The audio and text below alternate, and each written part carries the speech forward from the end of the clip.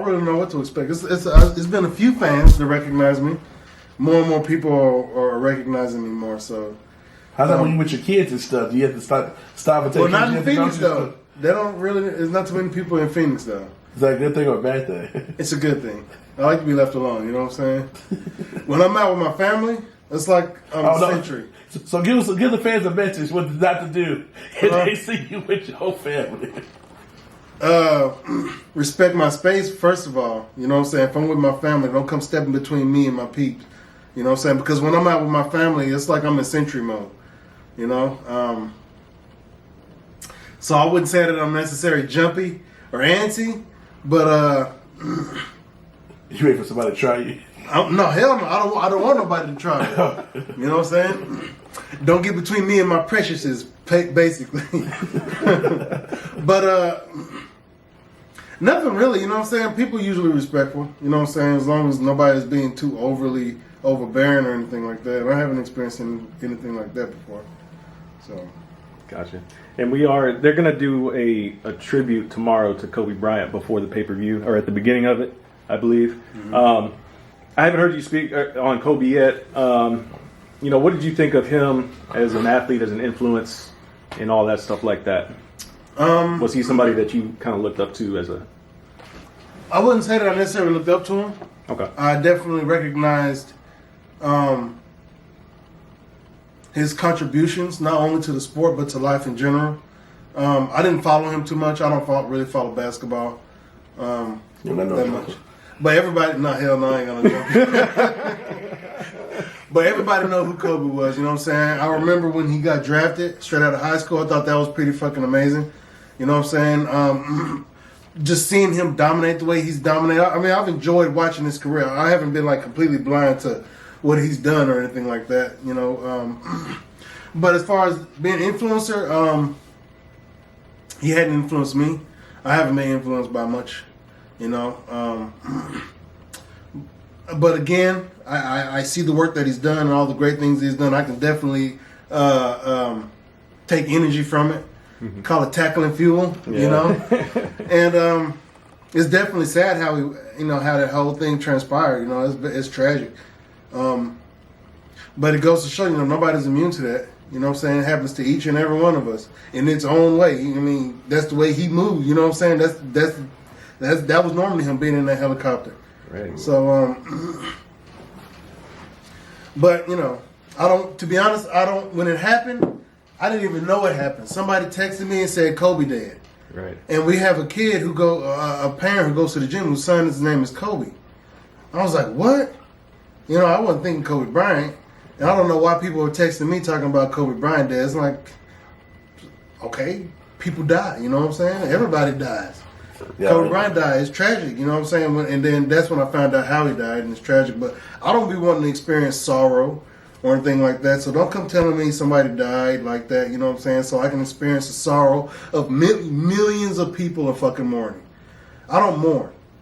Death happens. What's the big deal? You know what I'm saying? People die left and right, and it's a natural part of life. Like my dad and shit in the show say, that's a part that you can't miss. Yeah, you know what I'm saying? That's why, and that's why I have no fear of death. You know what I'm saying? That's how, and I'm not saying my lack of fear of death is why I can do what I do, but I don't fear anything.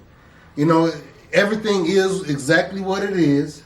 You know what I'm saying? Not what other people tell you it is. So when you can see through the illusion that people put on just about everything in our reality, then it's nothing, you know what I'm saying? Or it's everything. It's the same as me, you know what I'm saying? But it's... You do a good job of centralizing everything. Here's one thing, I actually knew Kobe personally. Uh-huh. You got to see me come up in this journalism game, and it just happened to be a bonus. He was my favorite athlete. Yeah. But one thing that people, I had people reach out to me, you're the first person I thought about, and stuff like that. But the thing that trips me out is some people will come in and it's okay for black men to mourn. And so, like what you said, do you think that people in general, to go full circle, don't understand the culture to get people like you, Izzy, or somebody like John, then had his ups and downs to understand where y'all come from in this sport that's MMA? It seems like people, they see it, but it's so different they don't want to investigate. But then something happens, either they overreact or they overhype. Like Izzy's walkout, good stuff. He does that at a boxing event or even it's like some other sport. He's just another guy. Mm-hmm. Here it's like a big deal, transcendent. Yeah. It's like people don't study the culture. That trip you out on that, but then they want to come ask you questions or get up in your face and stuff, and they don't really know all that stuff. Well, as far as the first part of the question,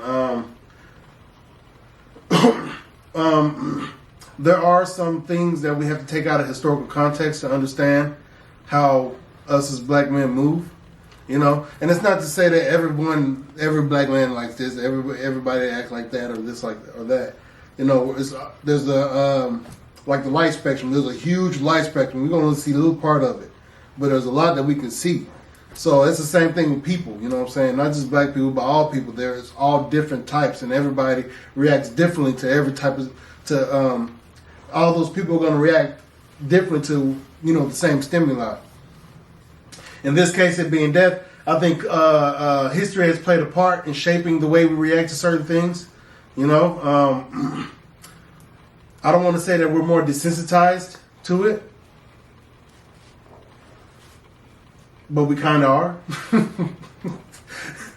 But on top of that, when we look at the way things are now, everybody's desensitized to it. Look at Call of Duty, that's death. That's mass murder right there. Simulated mass murder. That's why I don't play those shooting games. You know what I'm saying? I play Dragon Ball Z and stuff like that. But that's to me that's what I see it is. Not the illusion. It ain't Call of Duty. You know what I'm saying? Because what these people are doing when they're playing these games, we project ourselves into these video games or into movies or TV shows. When we're watching, we're literally projecting ourselves into whatever it is we're watching. So when we do that, like this video games, what are we doing? And the way that people talk, you know what I'm saying? To me, that's just a glimpse into their minds. You know what I'm saying? Okay, I see what type of energy is swirling around inside of you. I don't think I want to have anything to do with that. And that's why I don't play any of those games, period. That's why I don't listen to hip-hop no more. Now, you cut it out. You don't be freestyling in the car no more. No, man. No, hell no. And I'm well out of practice too, so if I even tried, I would sound terrible. But so yeah, that's the morning thing. We all act differently. For me, I'm not gonna let anything outside of me affect me unless I wanted to. Now, if God forbid, if anyone close to me passed, I would mourn in my own way. You ain't gonna see me bawling, locking myself up in a room for X amount of time or anything like that. You know what I'm saying? Life goes on, and death is a part of it. And I'm not saying I'm in a hurry to get there, but I can't wait to experience that part of life as well. You know what I'm saying? And then see what comes after it. But and the second part was about the fans not getting the cultures, or they overreact to stuff that's the norm. They overreact and blow it up, or somebody do something they disagree with and they go the other way. Well, it's the worst thing ever. Well, MMA has become a part of pop culture. You know what I'm saying? So we got mega stars now, like Conor McGregor, that people who don't even watch MMA knows his name. You know what I'm saying? I was somewhere, I can't remember where I was. I was on an airplane, right? And I was sitting next to these ladies. One elderly lady, one like maybe my age. You know what I'm saying? A young adult. And, you can look at me and tell I do something I do some sort of athletics. And they were like, after we've been flying and then, some shit transpired, they ended up coming out and saying, you look like you're strong and big something. And, they was asking me, what am I doing in Houston? That's what they was asking me. I said, I'm coming here to do the things for the fights. And they was like, oh, are you one of those fighters too? And I'm like, yep, I do MMA. And then she was like, is it Conor McGregor? I'm like, no, I fight MMA. And he fights MMA too. And we are both in the UFC. Try to explain it to him a little bit.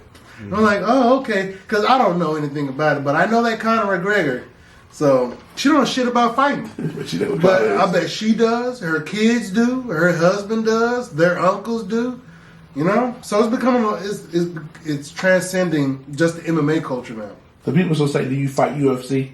Hell yeah, yeah. It's like So- that